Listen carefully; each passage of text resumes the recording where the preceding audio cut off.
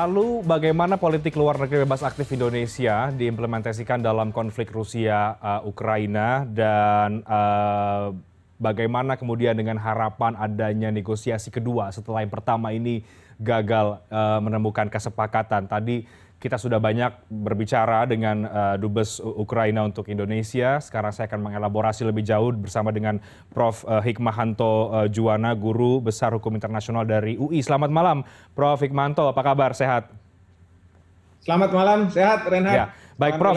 Ya, Prof. Langsung saya mau tanya dulu soal negosiasi yang pertama kemudian gagal, yang kemudian ini sedang berjalan mau yang kedua. Tadi ada beberapa persyaratan yang kemudian disampaikan oleh Dubes Ukraina tidak bisa dipenuhi oleh negara Ukraina karena berkaitan dengan national identity dan lain sebagainya begitu. Nah, apa yang Anda baca dari belum menemukan kesepakatan antara kedua negara di pertemuan yang pertama dan bagaimana dengan pertemuan yang kedua kira-kira dari pandangan Anda?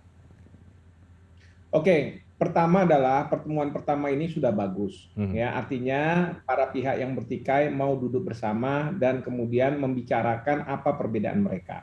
Itu pertama.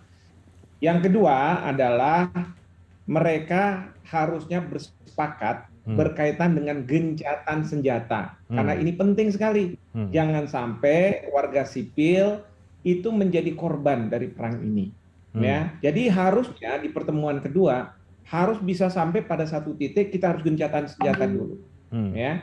Nah, barulah kemudian yang tahap berikutnya adalah keinginan dari Rusia. Kita tahu keinginan Rusia adalah pertama Ukraina itu kalau dari sisi Rusia kan harusnya bagian dari Rusia, tapi karena merdeka itu karena zaman dulu Uni Soviet itu ada 3 negara, Belarusia dan kemudian Ukraina.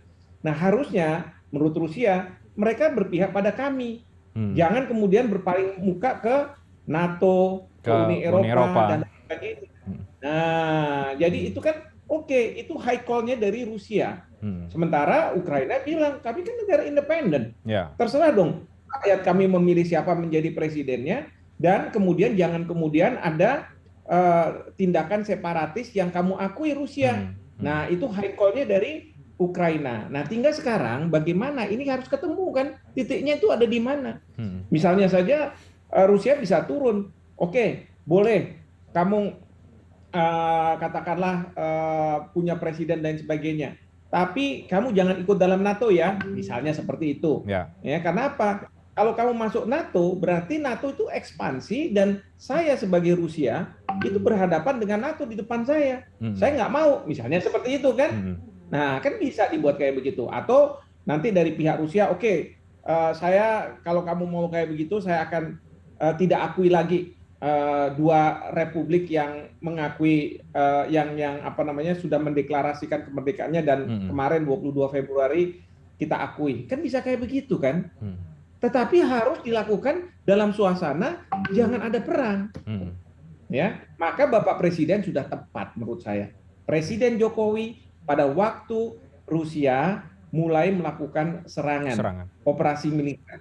Beliau mengatakan apa? Stop perang.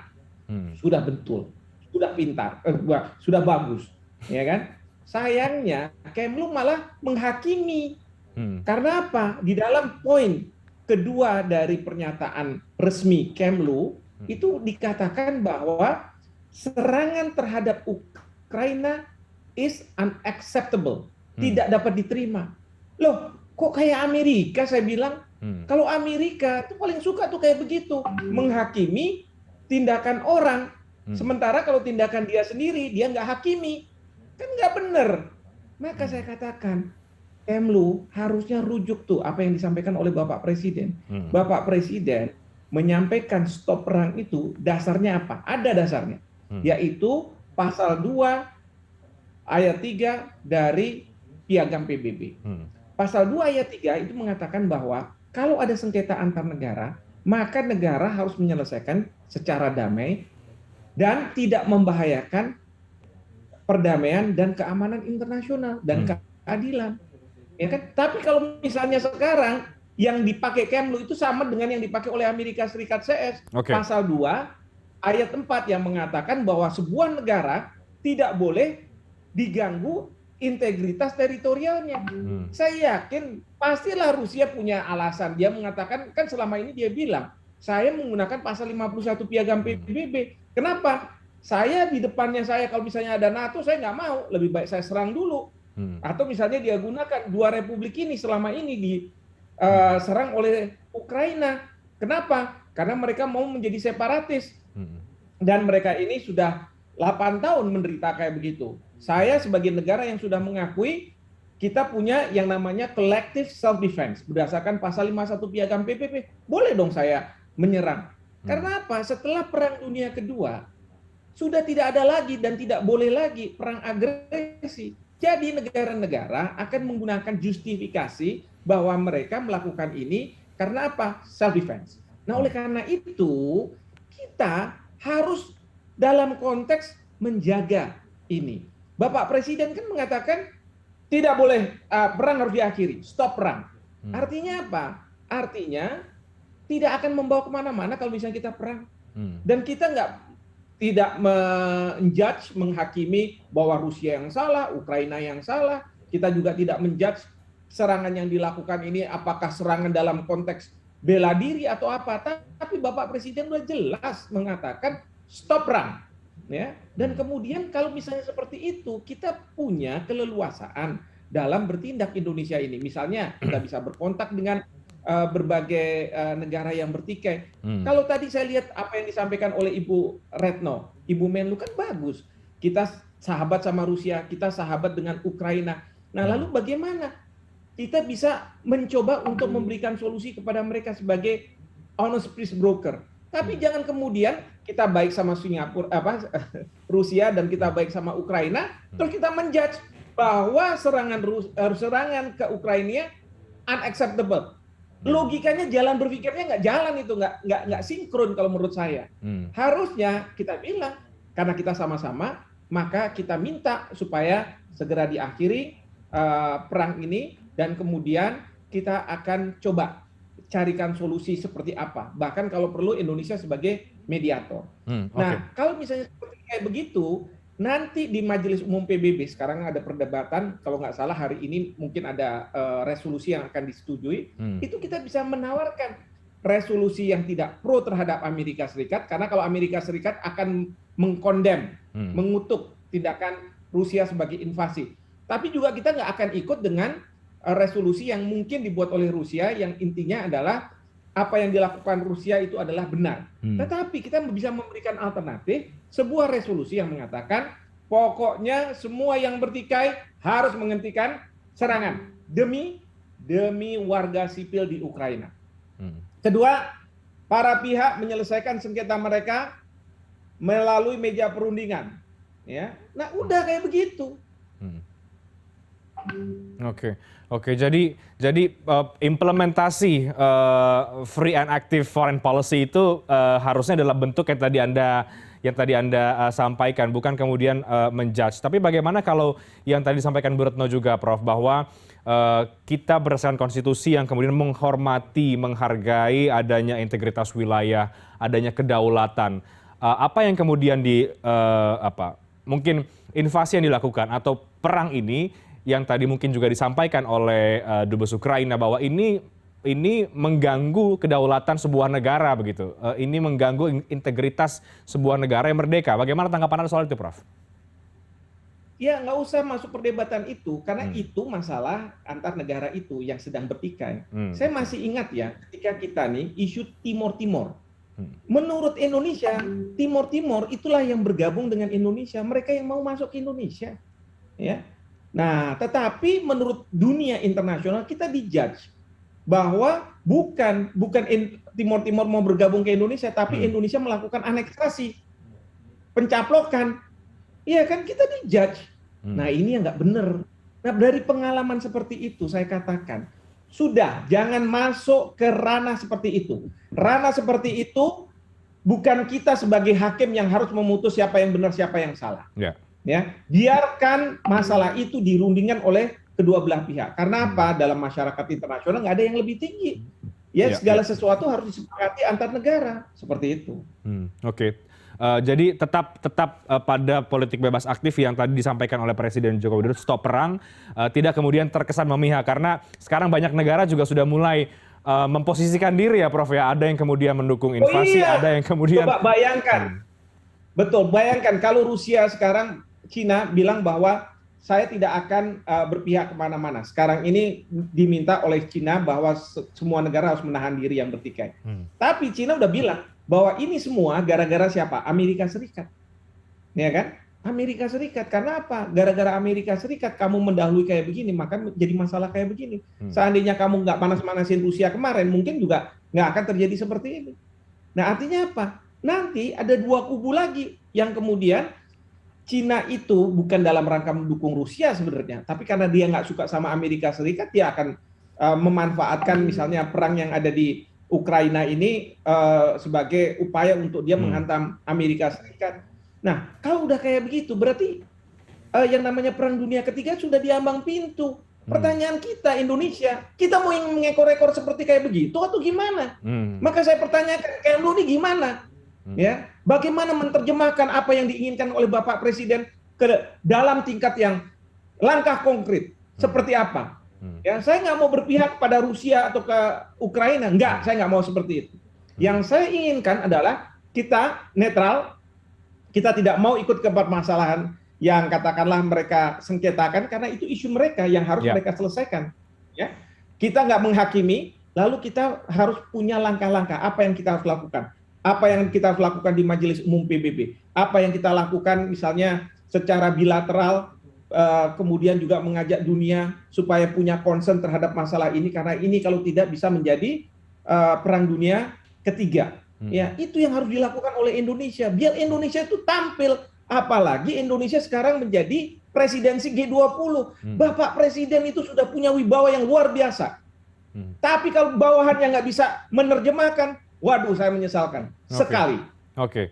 Itu catatan Anda terkait dengan sikap yang disampaikan oleh Kemlu atau kemudian menerjemahkan politik bebas aktif. Nah, kalau kemudian sekarang kita kembali ke konflik antar kedua negara ini, Prof. Yang pertama, pertemuan Anda katakan sudah berjalan baik meskipun belum ada kesepakatan. Tapi yang kedua ini sedang berlangsung. Apakah Anda memiliki keyakinan bahwa karena tampaknya kedua negara masih mempertahankan prinsip masing-masing ya. Apakah ini kemudian akan bertemu lewat jalur diplomasi? Apakah ini masih ada harapan bahwa itu akan selesai dengan sebuah agreement, Prof. Hikmahanto?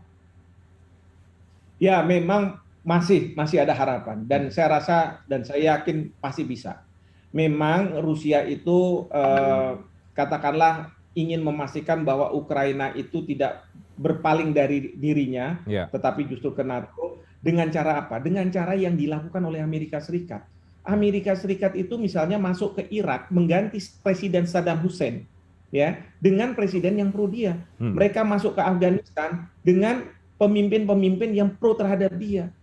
Itu kan dicontohkan sama Amerika Serikat sendiri. Noriega, Presiden Panama, bisa diambil begitu saja terus kemudian diadili di Miami, ya kan? Nah, ini yang dilakukan oleh Rusia. Sekarang Amerika Serikat akan menjudge seperti itu. Saya tanya, apa Amerika Serikat nggak melihat kaca sebenarnya, kan begitu ya? Nah, itu yang kita harus pertanyakan. Nah, lalu kemudian kita bilang sama Rusia, nggak benar cara seperti itu. Mengejar Presiden Zelensky, terus kemudian memastikan dia harus turun, ya, dengan menggunakan senjata dan lain sebagainya, dan menggantikan dengan katakanlah presiden yang berpihak pada Rusia. Itu nggak benar. Kita harus selesaikan dengan baik-baik. Biarkan misalnya proses demokrasi yang berlaku di Ukraina. Dan kita juga harus ngomong juga sama Amerika Serikat, sama NATO, bilang bahwa kalau misalnya kamu caranya kayak begini, langsung menerima Ukraina menjadi anggota kamu dan itu menjadi kekhawatiran bagi Rusia, kamu juga menjadi sumber masalah. Kedua, yang saya ingin sampaikan juga kepada Amerika Serikat dengan negara-negara NATO, bahwa kalau kamu menangani masalah Rusia, kamu samakan dengan menangani masalah dengan Iran, dengan Irak, salah besar. Ya, nggak bisa. Rusia itu punya veto di Dewan Keamanan PBB. Rusia itu punya senjata nuklir. Rusia itu besar dan ekonominya juga sudah maju. Belakangnya Rusia itu banyak, ada Cina, ada negara. Masa mau diperlakukan sama seperti Irak sama Iran? Udah nggak benar seperti kayak begitu. Nah, itu yang harus kita lakukan. Itu yang harus kita sampaikan kepada pemerintah Amerika Serikat. Selagi Bapak Presiden sudah mengatakan bahwa beliau menghendaki mengakhiri perang dan beliau adalah presiden dari G20. Kewibawaan itulah yang harusnya dimunculkan oleh teman-teman dari Kementerian Luar Negeri. Oke. Jadi sikap itulah yang seharusnya kemudian dilakukan oleh Indonesia. Nah, Prof, sekarang kita tahu bahwa Ukraina tengah berupaya untuk masuk ke Uni Eropa. Langkah ini menurut Anda sebagai upaya menghadapi invasi Rusia atau apapun namanya, ini apakah sebuah langkah yang tepat atau justru ini bisa memperkeruh situasi atau keadaan? Ya, ini memperkeruh keadaan. Ya. Kenapa sampai hari ini aplikasi permohonan Ukraina masuk NATO, masuk Uni Eropa masih belum disetujui? Karena beberapa negara di Uni Eropa, di NATO itu punya kekhawatiran karena ini akan memicu kemarahan dari Rusia. Ya, karena kita tahu bahwa tadi kekhawatiran ekspansi dari negara-negara Barat lewat NATO ini terhadap Rusia. Jadi Rusia itu merasa terancam. Lalu kemudian kalau misalnya Ukraina itu masuk ke Uni Eropa, berarti seolah-olah Ukraina itu bukan lagi bagian dari tanda kutip Rusia yang secara sejarah menurut Rusia itu adalah bagian dari dia, iya kan? Nah, jadi mereka nggak mau karena kalau misalnya Ukraina masuk ke NATO, serangan terhadap Ukraina berarti serangan terhadap semua negara anggota NATO. Sekarang ini kenapa Amerika Serikat, negara-negara NATO tidak masuk ke Ukraina seperti yang diharapkan oleh Presiden Zelensky sebelum adanya serangan dari Rusia? Itu karena mereka nggak punya basis. Ukraina bukan negara NATO, berarti bukan serangan terhadap kita. Kita minta Dewan Keamanan PBB, katakanlah untuk memandatkan pasukan PBB masuk ke Ukraina, tetapi diveto terus sama Rusia. Nggak mungkin lah terjadi seperti itu. Sehingga apa? Mereka nggak punya basis. Maka Presiden Biden pada Union Address kemarin, beliau mengatakan kalau kami kirim pasukan itu dalam rangka untuk mempersiapkan ketika salah satu negara NATO itu diserang. Dan Presiden Biden sudah mengatakan kita tidak akan terlibat dalam perang Ukraina. Baik, Prof, terakhir singkat, sekarang sejumlah negara, terutama negara-negara Barat sudah mulai memberikan sanksi terhadap Rusia dalam berbagai bentuk, termasuk juga sanksi ekonomi. Tadi Anda katakan Rusia negara besar, tidak bisa kemudian disamakan dengan invasi ke Afghanistan dan lain sebagainya. Nah, seberapa besar dampak sanksi ini bisa mempengaruhi sikap Rusia saat ini dan juga ke depan, Prof? Singkat. Tadi Pak Dubes sudah mengatakan bahwa sanksi itu baru akan terasa ketika masyarakat di kelas menengah bawah Rusia itu merasakan. Mereka merasa ini dan sebagainya, protes ke negaranya. Nah, untuk bisa sampai ke arah sana, itu butuh waktu. Mungkin 6 bulan, mungkin 1 tahun dari sekarang. Tapi serangan-serangan itu kan hitungan hari. Nah, serangan-serangan itu harus segera selesai. Harus ada gencatan senjata. Itu bisa diselesaikan lewat perundingan, atau yang kedua adalah ada resolusi Majelis Umum yang mengatakan bahwa semua pihak harus berhenti untuk melakukan gencatan senjata dan kalau perlu nanti diturunkan pasukan perdamaian walaupun pakai resolusi Majelis Umum PBB. Jadi paling tidak sebetulnya ada kesepakatan untuk gencatan senjata terlebih dahulu begitu ya, karena ini menyangkut masyarakat di Ukraina dan juga sebetulnya di kedua negara, ada dampaknya langsung ke masyarakat. Baik, terima kasih Prof. Hikmahanto Juwana untuk perspektif Anda yang menarik pada malam hari ini. Kita akan lihat bagaimana perkembangan negosiasi yang kedua ini, apakah sudah ada jalan keluar atau belum, dan kita akan lihat seperti apa eskalasinya ke depan. Terima kasih Prof. Hikmahanto Juwana, selamat malam, sehat selalu. Selamat malam, sehat selalu.